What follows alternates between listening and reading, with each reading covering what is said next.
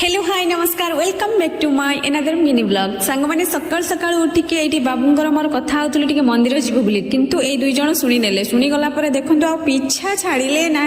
केमी सी आम सांगरे जीवे जेहेतु वर्षा होता एम न नवाई आम योजना था कि योजना कौन मात्रे सफल हो पारा ना फाइनाली एम धरी आम बाहरिलु मंदिर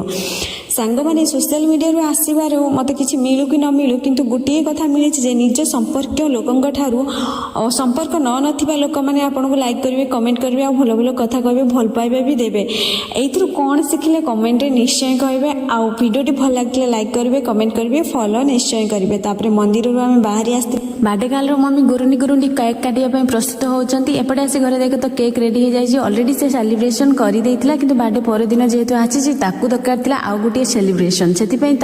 खुशी गोटे केक अणा जाता केक टी बहुत सुंदर था देखा बहुत cute लगुला then birthday cake Katagla किंतु पुआटी आमर टिके अधैर्य हो गला